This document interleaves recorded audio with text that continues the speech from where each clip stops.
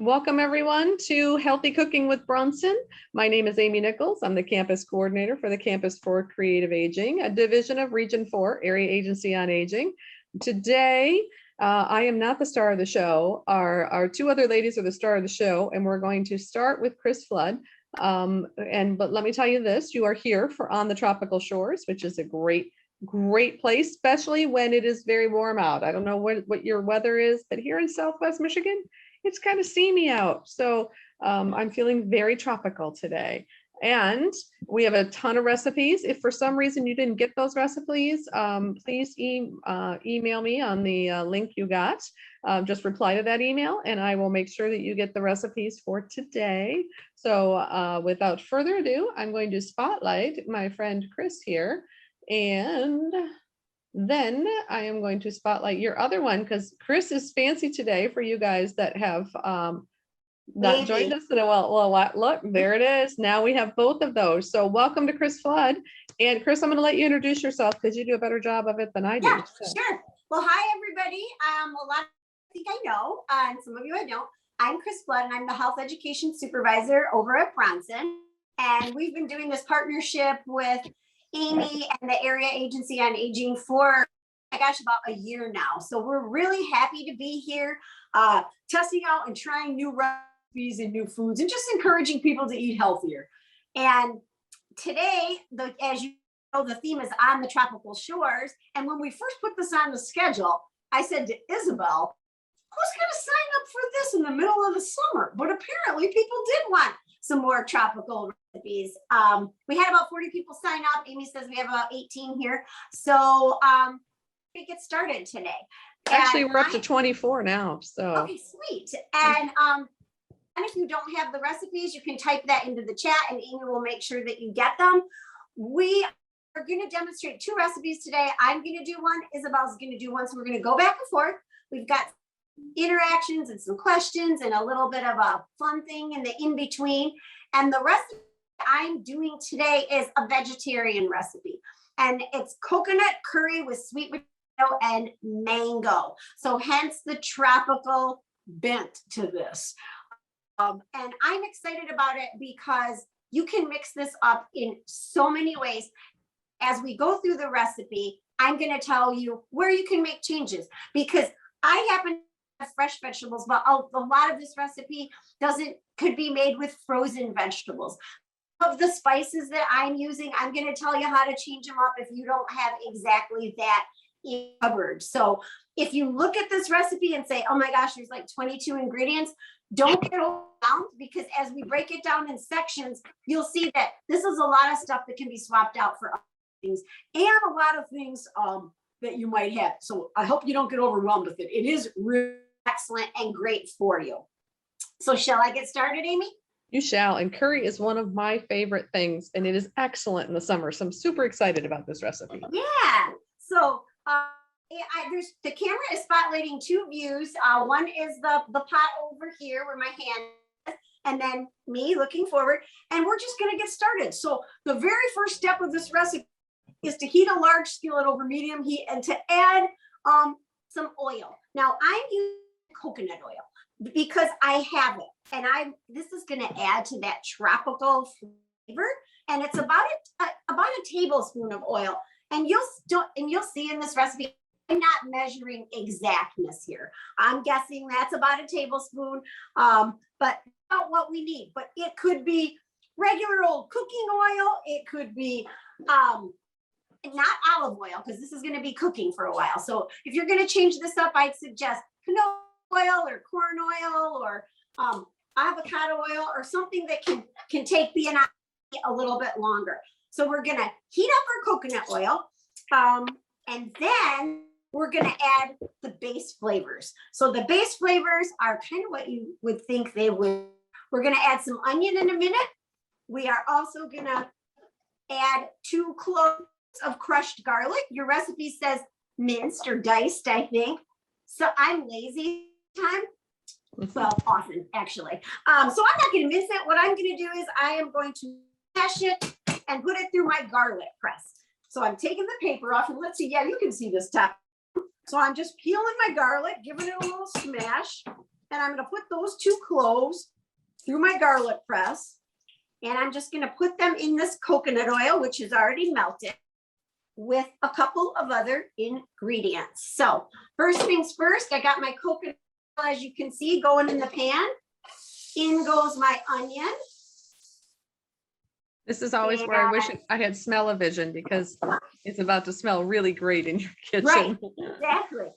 Ginger, I'm being lazy today. I'm not using fresh ginger. I'm using ginger that I bought at either, I think this looks like an Aldi brand. So I'm going to use about a tablespoon of this squeezable ginger. That's going right in on top of the onion. And then 2 cloves of garlic, which I love. And remember, if you don't have fresh garlic, you could use minced garlic that comes in a jar. You could use garlic powder. It's about a 1/4 teaspoon per clove. You could use squeezed garlic, but garlic to me for this dish is pretty important.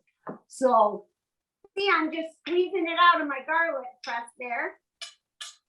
And I have to tell you, I'm a huge fan of that ginger in a tube as well, because you can get it really reasonably priced at Aldi, and it lasts and it lasts and it lasts. So you'll always have ginger. Like, I feel like if you buy a bulb of ginger and you use the little bit you need, and then it sits in there and molds until you have to throw the thing away. You know, like, I feel like that's a waste. So I agree. I do that same thing. I'm like, okay, I could grate it, I could freeze it, but then you forget about it. So I love the squeezed ginger. It's about $2, and it just comes in a tube, and it's really worth it.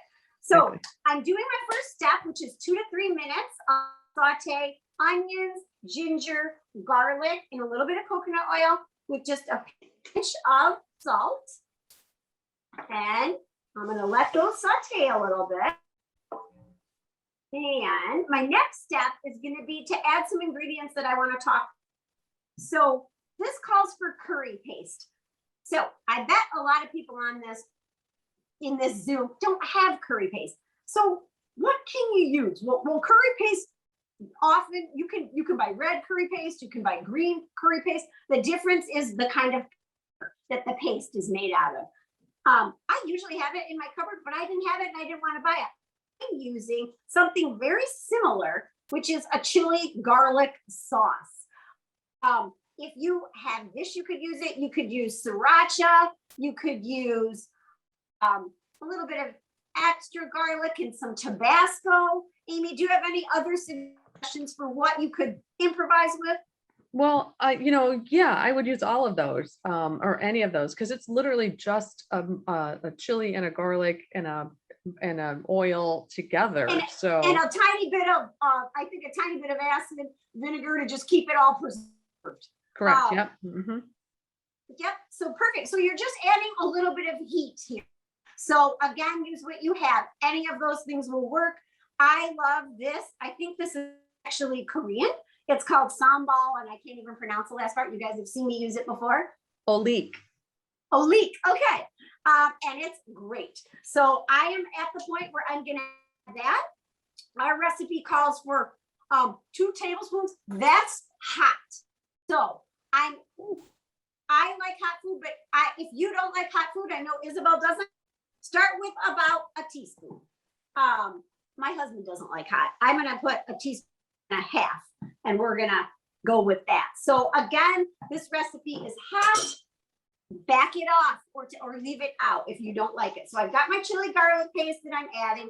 I'm going to add a couple of things. I'm going to add some curry powder, and I'm going to add some turmeric. So what's great about turmeric?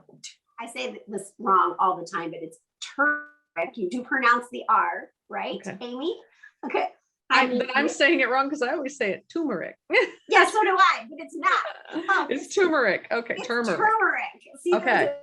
So what's great about this little orange spice is it's a great for anti-inflammation. If you've got arthritis, if you've got inflammation related to heart disease, and turmeric, which is also in curry powder, is a great fighter of inflammation. So we are going to add about a teaspoon of curry powder, and your recipe says 1 teaspoon.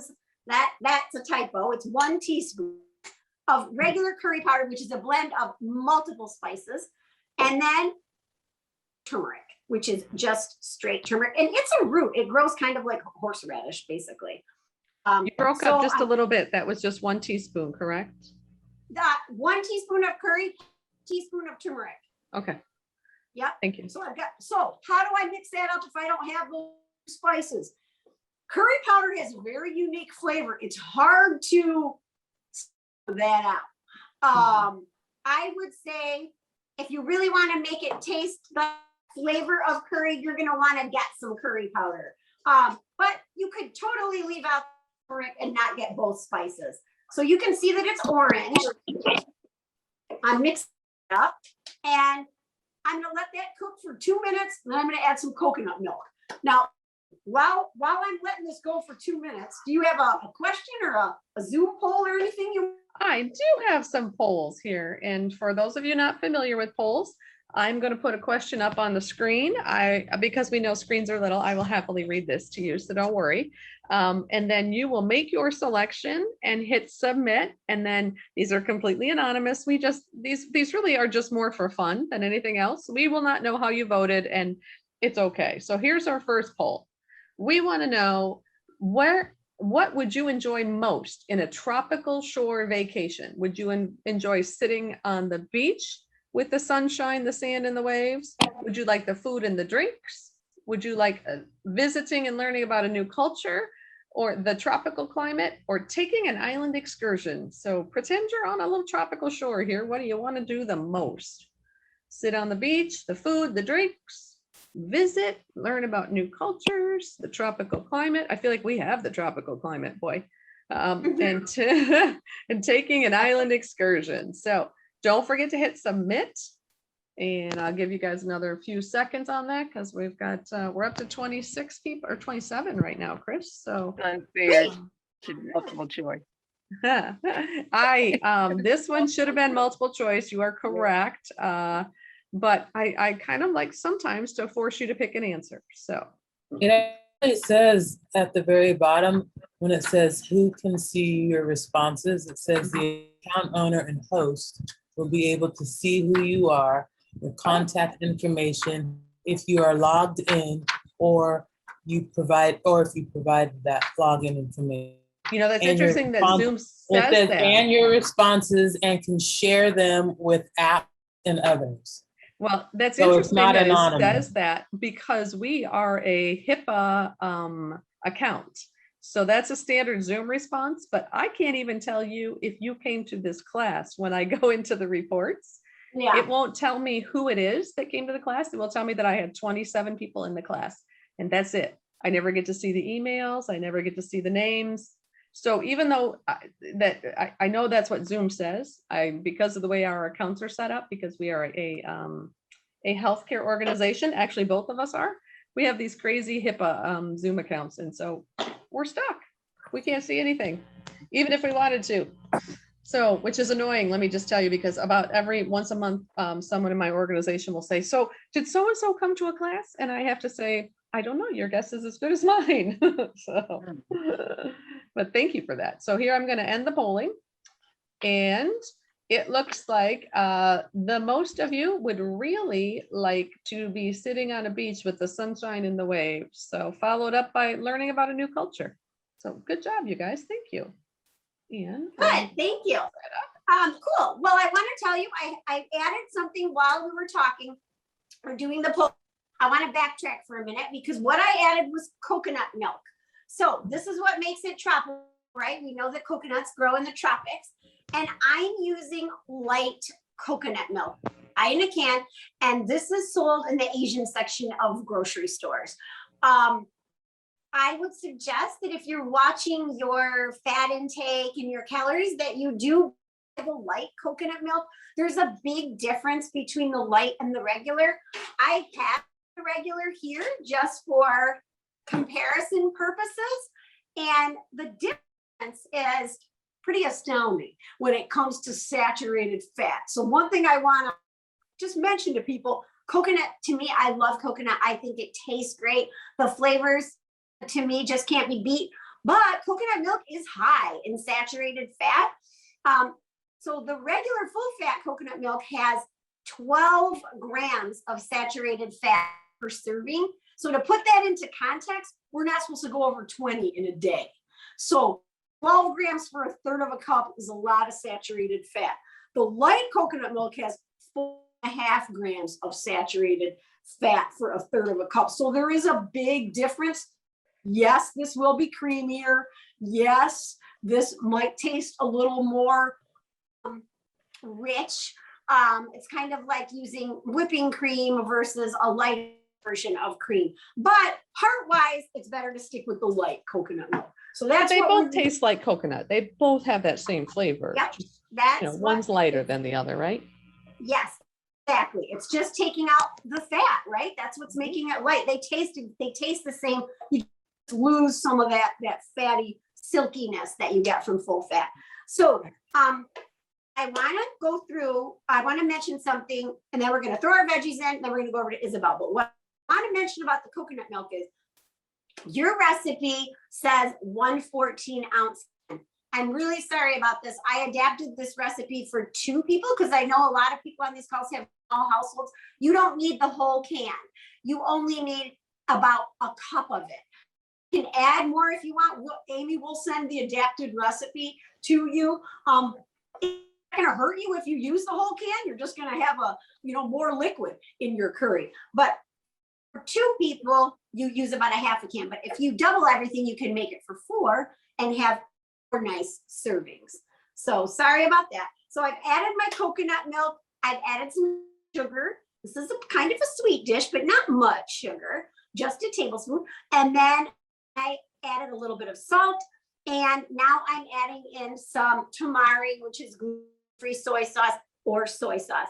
And what we're going to put into this is about 2 teaspoons. Now, I know people love soy sauce and they might want to add more. Every time adding it, we're adding a lot of salt though, right? So the taste can't be beat, but we just want to go crazy with it. So I've got all my spices in. I'm ready to add some vegetables. So we're going to get those in, then we're going to shift to Isabel. So what I've got is some diced sweet potato. And you can see it here. I've got about a cup. That's going first. And I cut them into chunks about the size of what you might want to get in soup, right? Enough to fit on like a regular soup spoon. So my sweet potato is cut to chunks. I'm going to add that in. Then I'm going to quickly dice a pepper and I'm going to add that in. Then we're going to let it simmer. So while I'm doing that, I'm going to cut up my pepper right now. And you can see me doing it on the board.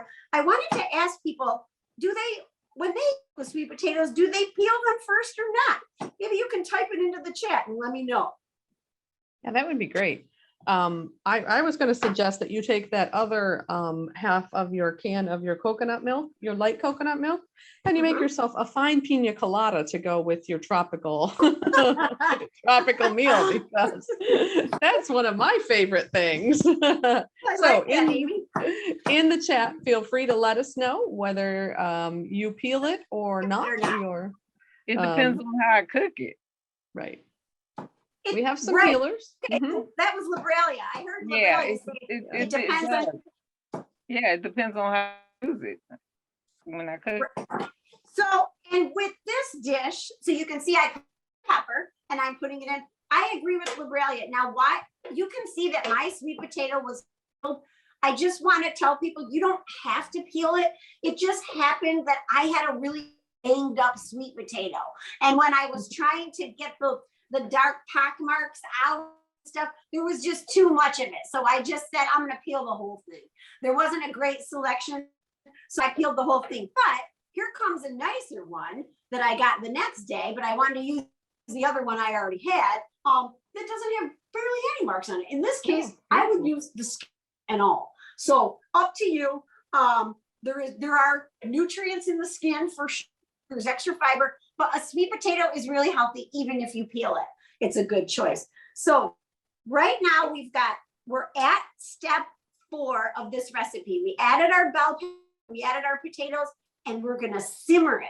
We're going to simmer it for about 10 minutes on a simmer, not a high heat, right? Just barely boiling. You can see on the camera there, it's looking really beautiful. So we're gonna let those sweet potatoes get tender, and the peppers, and then we're gonna come back and finish this recipe. And I'm gonna turn you over to Isabel to learn how to make a tropical chicken bowl. All right, so hang on. All right, Miss Isabel, and we are going to replace you. Oops. Hi, There you go.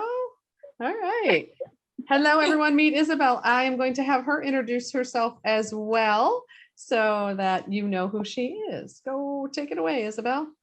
All right. Hi, everybody. I am Isabel, and I am Bronson, and I work with Amy, obviously on this awesome class, and then Chris is supervisor. So we're really excited to do this group tropical shore dishes. So today I am going to take you through how to make a Caribbean chicken bowl with coconut rice. So if you're loving these tropical vibes, this is going to be a great meal for that. And Amy, I totally agree with you. Pina colada to top off this tropical sounds fabulous. So we are going to start with our chicken. Now, I want to let you all know ahead of time that I did prep a lot of this stuff beforehand, just because it takes some time to simmer and all this stuff. So we're going to go through how to make these, and then I'm going to put those things and take out the items that I already prepped. So to make the marinade, it's going to be the first step in this recipe.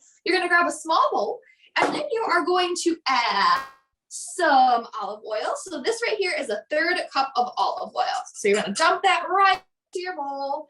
Then you are going to add a little bit of lime juice. So you can use you can use the refrigeratable lime, but today we are going to do this lime because Meyer had great deals on lime. So I was like, I'm just gonna go with lime today. So I'm gonna squeeze that into my bowl, and then I'm gonna ream it out with this little citrus reamer that Chris actually got me. And it's cool because it really gets the juice out of the lime. Does anybody here use one of these tools? I love one. Yeah, those are awesome. They are. They get so much juice out of your citrus. It's so awesome.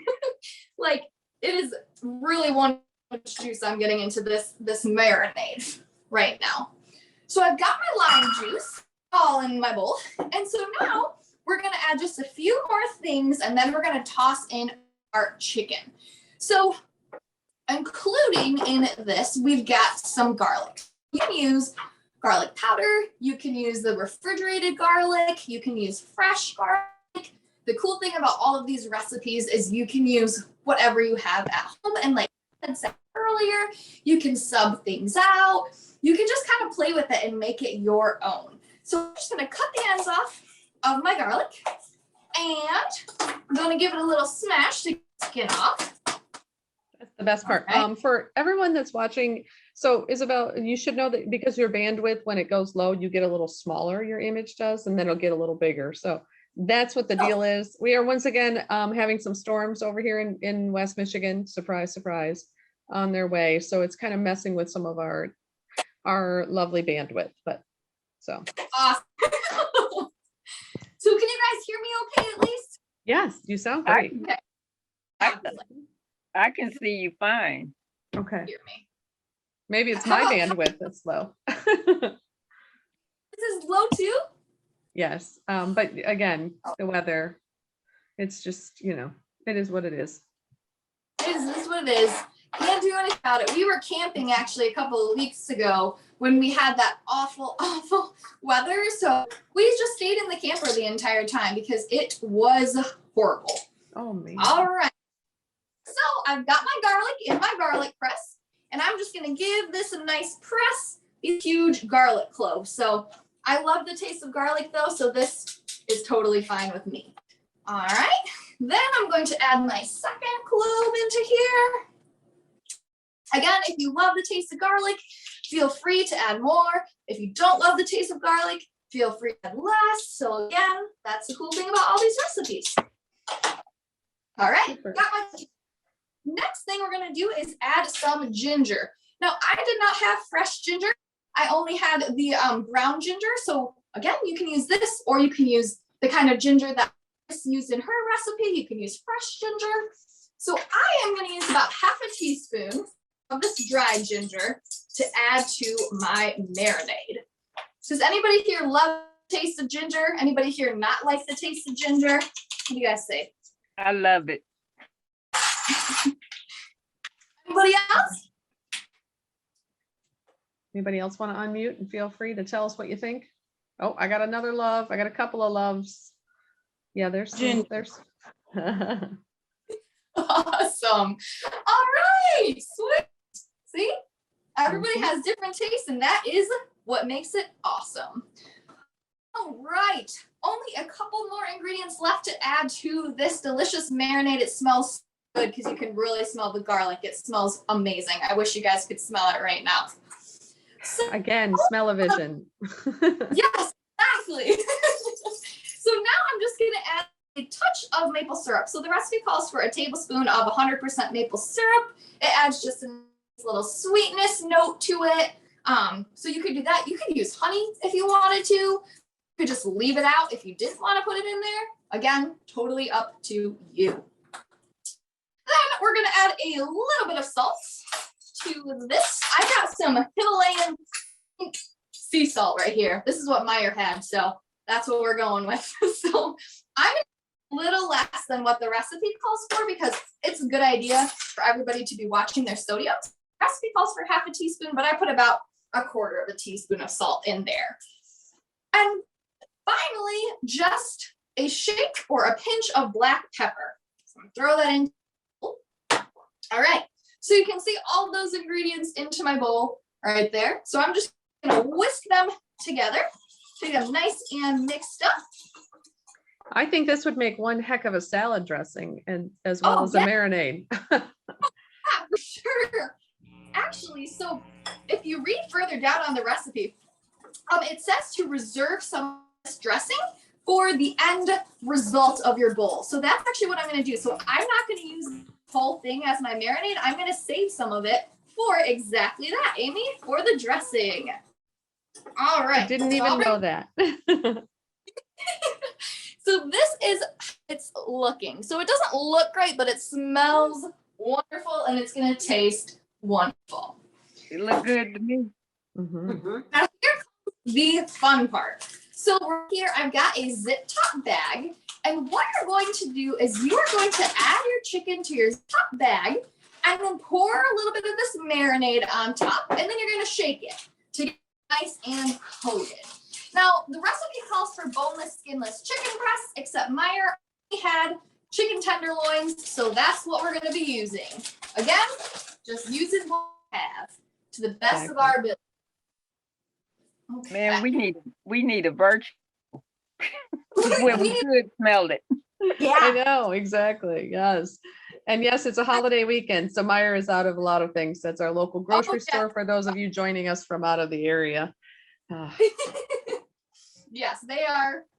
They do not have very many things in stock right now. Okay, so I've got mine. Make sure you zip it nice and tight, otherwise your kitchen will be a mess. But if you have grandkids or kids who like to help cook, this will be a fun activity for them to do.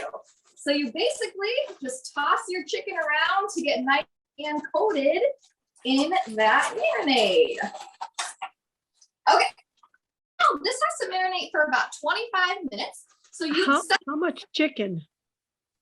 the recipe calls for 2 boneless, skinless chicken breasts.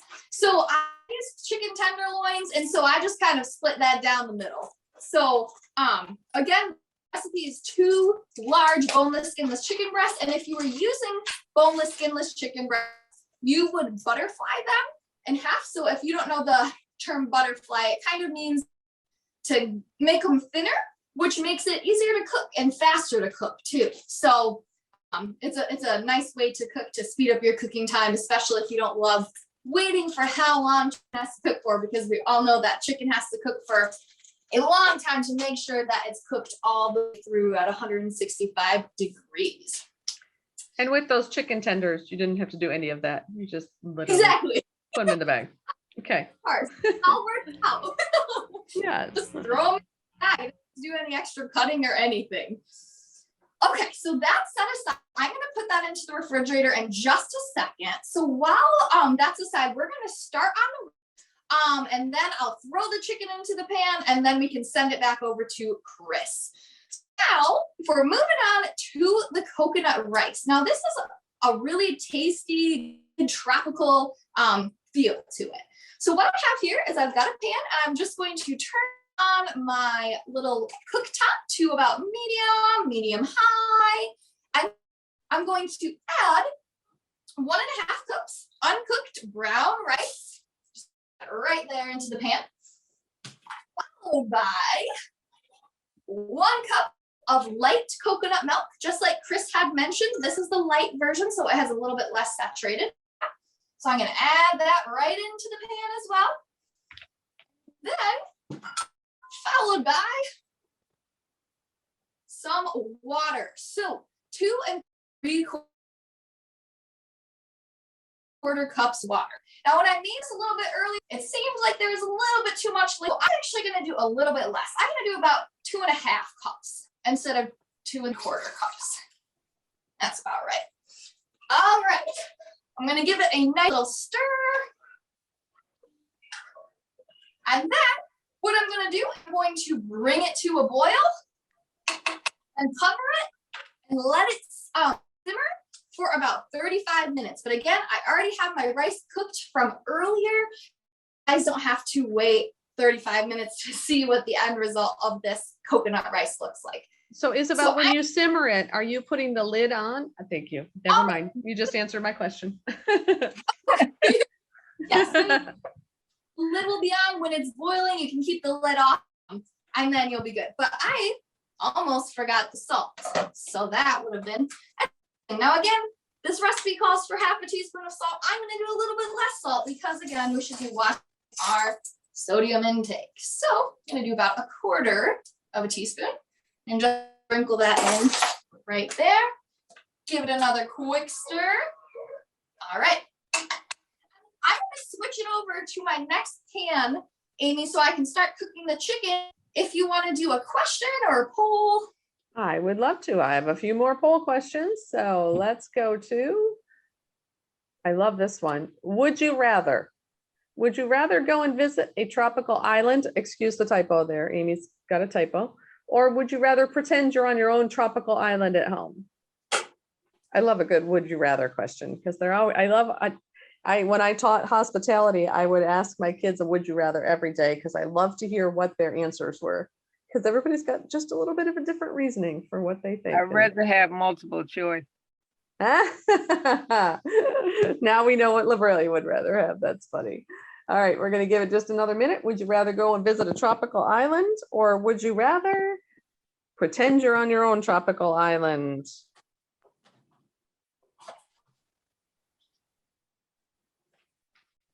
All right, here we go. A couple more seconds. And we are done. So I have to tell you, I think everybody's about ready to get out of Dodge after being home for 18 months. So they all want to go on vacation, Isabel. Hey, I love vacation. I have not been to like a cool tropical place like the Bahamas or anything, but I hope to get there someday because I would love to sit on a beach and just a white sandy beach with the sunshine and the waves. Oh, sounds wonderful. All right, so now I turned my pan on to get it started heated. I'm going to drizzle with a little bit more oil because we're going to add the chicken to the pan. Now this chicken is from, so this has already marinated for 25 minutes. And what I did is I chopped chicken into cubes or diced it into cubes to give it a little bit of a quicker cook time. So I'm going to add that to my pan and we're going to let it cook and sizzle. So now if you want to take it back to Chris, if she's ready, then we can come back to me for the final end. All right, she looks like it. So let's do that. There's Chris. And let's All right. add this. Sweet. Okay. What just a minute here later. Okay. So you can see that this has simmered in this pot here, it's simmered. I take the potatoes, they're the perfect texture. I don't want them to go too much longer, right? Because I don't want this to be mashed potatoes in a bowl, although it could be and it would still be good. So I've got my simmer going on. I'm going to turn it back up and I'm going to add some more vegetables. So what's great about this dish, it's chock full of vegetables. We're going to add some broccoli, super high in vitamin C, vitamin A, and fiber. We've already got sweet potatoes, very high in beta carotene. Supposed to eat 5 servings of orange vegetables a week. This is helping us get that covered. We've got green pepper, super low calorie, really high in vitamin C. So I'm putting in about a cup of broccoli florets. Now, if you wanted to use frozen, absolutely fine here. So a cup of frozen broccoli would be fine. I hope you didn't lose me, did you? Nope, you're there. Sorry. Okay, I saw a black screen for a minute. Oh, no.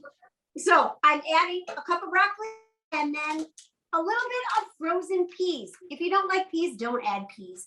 You could add a quarter cup, a half cup, just a little bit of peas.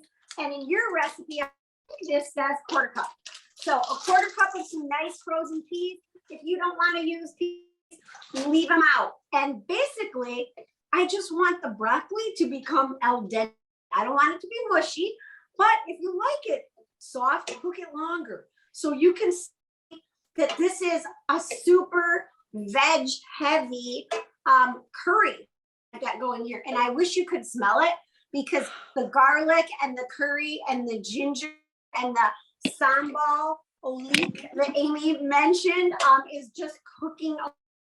So this step, I'm going to turn it up a little bit and we're going to get our mango ready because we actually put mango into this. And before I do that, myself, I'm looking at this and I'm saying, maybe I will add a little more of that coconut milk because I want a little bit more sauce. So I'm going to put in an ounce or two to just give myself a little bit more moisture in there because I didn't exactly measure the broccoli or the peas, but I think we're good now. So I'm going to let that simmer and cook. Now I'm going to talk about the mango, which we're going to add, which is going to give it that true tropical flavor, right? Right. So what I've got, and mangoes were on sale. And if you've used mangoes before, this is what they look like. And if you haven't, this is what they look like. A lot of times they have like a pinkish, orangish end, and then mostly green. And if you look over here to the cutting board, I'm going to show you a trick to get this mango out of its skin because the mango has a really long pit in it and it takes up most of the entire fruit. And it's kind of hard to get out. Would you agree, Amy? Oh my gosh, yes. It's one of the trickiest and also one of the ones that people end up cutting themselves on the most is this mango. Yeah, so your trick is great. You can Google, right? And might be some other ways to do it, but I'm going to show you how I do it. And I know I've showed some of you before, I have a basic drinking glass here. You can see that on your screen. I'm left-handed, so this is going to be backwards. I'm going to puff the cheeks of this mango. So the cheeks are the sides, basically, which where most of the fruit is. So I've got 2 nice mango cheeks here. I've got more mango in there. I'm not going to waste that. But for now, what I'm going to do to get this mango is I'm going to take this glass. I'm going to start at the smaller end of my mango, and I'm left-handed. You guys would do it backwards if you're right-handed. And I'm going to use this thick glass to kind of carve out this mango cheek. And I have it just like that. So I've got one. Let's do it again. Take my cup and you can see I'm working it. And this mango, if it was a little more ripe, it would be easier. So there's that. And then I'm going to dice those 2 cheeks. Now, real quick, I have another mango. I'm going to see if he's any riper. I'm going to cut off the cheeks. This one is riper. And Chris, if you move your wooden spoon just a little bit towards the handle, there we go. Now we can see Better? it. Yep. Okay. So this one's a little more ripe. So you see, look at that. It comes right out. Now I'm not going to use all this. Just wanted to show you when it's a really ripe mango, you can slide those little cheeks right out of there. Just like butter. And now I flip them over and I cut them and add them to my curry. So you can see I'm got too much of a boil going there in the pot. Let's quickly dice these up. And if you don't like mango, don't use it. It's not a must use in this recipe, but it is going to give it a really nice tropical flavor. So I'd use about 1 mango's worth of cubes, but since I cut these, I'll use 1.5. Right. I'll eat the other Okay, one. so Chris, we have a question about how do you pick a ripe mango? Well, let me turn my heat down. You want it to, I have a third mango. So what you want is you want it to yield slightly to pressure. So basically when you put your finger in there, if you can see that, you want to be able to make a mark, right? See how it's kind of making a little mark there? Now that's not a perfectly right. It could be a little softer, but you want it to yield some to pressure. If it's rock hard, you can put it in a paper bag with maybe an apple or something and give it a little bit of time to get, more ripe, but I try to pick them ripe. So now goes my mango to my curry. So this has got now another orange vegetable with vitamin A. It's a fruit actually. But we've got some really good flavors going in there. I've got my peas, my broccoli, they are done basically. And what I'm gonna do now is, oh, that's a big piece. I didn't cut that one very good. So you can, if you're following along in the recipe, this is good. 3 to 4 minutes. We're going to put it over some brown rice with a little bit of cilantro. So I think Isabel gave you a PowerPoint that has She some questions. did. Maybe you can run that. I would be and then we'll happy ready to. play this. All right, let me share my screen and we are going to be off to the tropical shores with my friend Isabel. And let me do one more thing just to make sure that in case somebody comes in, I have it up. Good. All right, so on the tropical shores, here we go. So what is the name of this tropical fruit that is native to Mexico? Is this a guava, a desert fig, a pink mango, or a champadec? I'm not even sure I'm saying that right. So we're going to go with champadec. I have no idea. All right, everybody take a little guess in your head here or in the chat if you want. Guava. A guava. C. All right, see pink. All right, here we go. It is actually a guava. You guys that guessed guava are correct.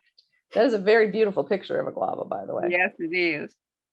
So which fruit smells stinky, but is said to taste both savory and sweet with a creamy texture? Is it a dragon fruit, a lychee, a durian, or a horned melon? C. Okay, see the durian. The key here is about the stinky, the stinkiness is the key here. So I think you guys that say durian are correct. Yes, it was durian. Oops, sorry, I got a little fast with that. Yep, they are very stinky apparently. So true or false? There is a fruit that you can eat to make sour foods taste sweet. True or false? What do you guys think? True. True. It is true. And here's the information about it. The miracle berry is native to West Africa and it makes everything taste sweet. When you eat the fruit and allow the pulp to coat the insides of your mouth, it masks the real taste of bitter foods for a few minutes to several hours. Okay, so I had to email when I got the, Isabel did this PowerPoint, bless her heart, and she sent it to me. I'm like, what is the name of that miracle berry? It is really called the miracle berry. That is the name of it. So good to know. What is the largest tree-borne fruit in the world? Alligator pear, jackfruit, a bramble, or coconut? D. It is indeed the jackfruit. If you've not seen one, they can weigh upwards of 100 pounds. They are giant. and a really great protein substitute for vegans as well. What is the name of this fruit? Is this a passion fruit? I never get this one right. Acai, longan, or a papaya? Papaya. It is a papaya because it's got all those fancy seeds in the middle of it. You are correct, ladies and gentlemen. So true or false? The cacao fruit tastes slightly sour and fruity before it is made into chocolate. And that is what it looks like. Which is kind of cool if you've never seen one. True. What do y'all think? True? All right. I have a lot of, in the chat says true as well. Let's see. It is true. Does not taste like chocolate though. The cacao has a juicy, sweet white pulp with a complex melange of fruity flavors and a slightly sour undertone. It is a tropical fruit with hints of mango, citrus, and pineapple. Some people can also detect a faint taste of chocolate along with the fruity notes. So, good to know. This one is really interesting. Which tropical fruit is also known as the chocolate pudding fruit? Sapodilla, ackee, black cherry, or black sapote? Sapote? I don't even know how to say that one. I say D. Sapote. Oh, someone in the chat knew it right away that it is the black sapote. All right, nice job, you guys. Nice job, Bria. Yeah. All right, and that is the end of that. So awesome job. Okay. Are we ready to plate this? I think you're ready to plate, girl. Go for it. Okay, so at this point, it's basically taste and adjust seasoning if you want. Now I told you to watch the curry paste or the sambal. Now me, I want this a little hotter. It's giving a little bit more heat to it. And then I am going to plate this over some nice brown rice that is short grain. I love the short brown rice. I have a rice cooker over here and I want to put this up to the camera because I don't know if you can see that. Where's the camera? Wow, you're getting what there. I really like about the short grain brown rice is it's not sticky. It's almost like barley. And I just love that texture. So you can see that in my rice cooker, it's pretty dry, right? And I really like that. So I cooked that 2 parts water to 1 part rice, so not in broth or anything. And I'm just plating up some brown rice on the bottom, and then I'm gonna ladle my curry on top. And one thing I wanted to mention is with this dish, it's so chock full of fruits and vegetables. But if you have somebody in your household that just doesn't like vegetarian, you could easily add some shredded rotisserie chicken. You could add, when I added in the broccoli, you could add some shrimp. Some frozen shrimp would be really great in here. So if vegetarian isn't your thing, never fear. You can easily add some proteins to this. I've got it ladled on top of it. Last, I'm gonna add, to me, one of the best things, some chopped up cashews, and then a little bit of cilantro or chives or parsley if you want, or not. And I there it is. And it's a vegetarian meal chock full of goodness and at least 10 different nutrients that are good for us. So a way to be along the tropical shores, but also a way to be taking care of your body and your heart at the same time. So I hope you try. Remember, vary it up.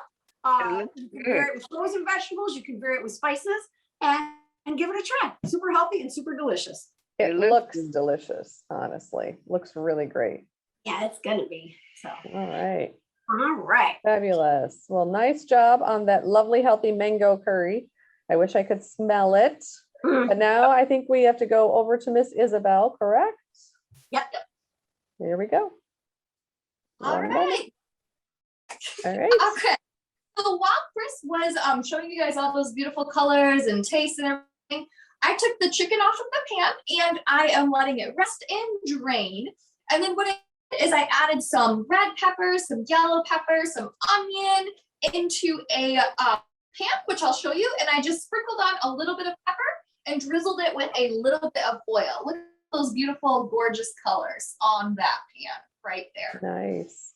Those are, and we are just gonna heat them until they're crisp tender, which will probably be in another minute or two, since I placed these on a minute or two ago, or a couple minutes ago. And so while that is cooking, we are going to finish our rice. So those of you that are on here have probably heard me talk about it before. I am not a huge fan of cilantro. However, this recipe calls for some cilantro, and I think it'll add a nice texture to this dish. So what you're gonna do is, to your coconut rice, which I have already cooked and finished rice right here, you are going to add some cilantro. Now the recipe calls for half a cup of cilantro, and that was a little too much cilantro for me, so I did about a quarter of a cup. So I'm just gonna kind of shake that on in there, and then I'm gonna give the rice a nice fluff, get it nice and fluff to get kind of those nice colors in. I can hear my sizzling away. All right, you'll see, I'll show you guys this rice in just a second, how the cilantro adds a nice little beautiful touch to it. All right, so bring that up so you can see how pretty that is. I love All right. coconut rice. I just made it with some grilled chicken over the weekend, and just love coconut rice. It's good. It's really, really good. And it's perfect for these textures and the flavors that we're going to be adding to this bowl. So I'm going to Isabel, before you go too far, I did have a question that was in the chat. Yes. And well, hold on, I want to get back up. Would it be a good idea to chop up your chicken breast before you add them to the marinade? So you instead do of- that if you wanted to. I actually let my chicken marinate and then I chopped it into cubes. But you can do whatever you want to do. Honestly, it probably would have been less mess and less dishes if I would have just done the chicken while I was like kind of getting all this stuff off the chicken. And so I could have saved myself some time and a step. So if you want to save yourself some time and a step, you definitely dice your chicken ahead of time and throw that into your marinade as well. Or if you're using the boneless skinless chicken breast, you can cook it like it has in the recipe and then have your full chicken breast and let them rest on a plate for about 10 minutes or so, and then you can slice them once they're already cooked. So it really just depends on your preference and what you want your bowl to look like. It'll probably look prettier sliced chicken, but again, I took what I used, the chicken tenderloins, and cubed them, make it my own. But you can do whatever you want to do that works best for you. Awesome. Any other? But that you was it. can also use other meats, right, besides this chicken. Uh-oh, did I break up for a second? Yep. It's raining up here, so it wouldn't surprise me. I'm hoping Yeah. it don't go out. But I said you can also use other meats too. Yeah, definitely. Yeah, this would probably taste really good with like the sirloin, probably just like Right. really, That's what I was thinking. probably be really good. So, all right. So my veggies are all cooked and good, and so we are actually going to start putting our bowls together. So I have avocado here, and you don't have to use avocado if you don't want to. I'm just going to use it as a nice little topper. Again, if you don't like avocado or you don't want to add it or you don't have it, you don't have to. This is just going to be something that I add to the top of my bowl just for some visual pleasure. So dice that up a little bit. All right. So I'm going to take my bowl. I'm going to give a nice scoop of the coconut rice, dump that on in there. And again, this is good because it's brown rice, so full of fiber, good for us. So I've got some brown rice at the bottom of my bowl. All right. Then I'm going to top it with a little bit of my drained chicken. Oh, just dropped it all over my table. So This is live TV, you guys, live TV. So nice little scoop right there of my and cooled chicken. Nice big dose of my peppers, onions. How many beautiful colors there are right there. Then here's a cool twist. I am going to add some pineapple to my dish. So this add a nice sweet little taste to it. I'm just gonna throw that up on there as well. Is that fresh pineapple or canned pineapple, Isabel? Pineapple. I did not have fresh pineapple, and I have no idea why I have so much canned pineapple in my pantry, but I have 7 cans of canned pineapple. So Oh my gosh. I was cleaning out my pantry the other day and I was like, why do I have so much canned pineapple? Last time I go to the store, I'm like, oh, we need more canned pineapple because we eat it all the time. Well, apparently we don't because I have so much in my pantry. Oh my gosh, All right. too funny. And then I'm just gonna top it with a little bit of my avocado right there. I'll bring it up so you guys can see. We've got this beautiful and colorful chicken Looks and delicious. rice. Oh, Oh. avocado, pineapple, peppers, chicken, oh, rice. That looks fabulous. Yeah. And there you have it. You're That's making me the want to cook. I really didn't want to cook today, but you're making me want to. Oh my goodness. Well, that's the part that's good. We're supposed to be inspiring, you know, run out and do that. Okay. Are we at the end, ladies? Any final thoughts that I need to know about? I have a couple of final thoughts, and thank you, Isabel, for making that mistake, because as Amy said, this is live and on Food Network, right? They get to take and retake. So I need to go back and confess up a mistake I made, which is I forgot to add the lemon juice. So in your recipe, which you're getting a corrected version, we'll handle it right after class. Lemon juice goes into the sauce when the mango goes in. I forgot it. And so I looked and I said, this tastes really good. And then I saw the lemon juice sitting there and I was like, oh, I have the lemon juice. So I added it. It tastes even better. And I just wanted to mention that. So I didn't forget it. I added it. I also, in your recipe, it says to add the cashews when you add the milk, but I wanted, this is an adapted recipe from a blogger, a minimalist baker, I think it is. What I wanted to do was, I like my cashews crunchy on the top because I like different textures. So I didn't want them to simmer in liquid. I wanted them to be crunchy. So that's your choice. And we'll put that in the recipe. But we hope you got some ideas.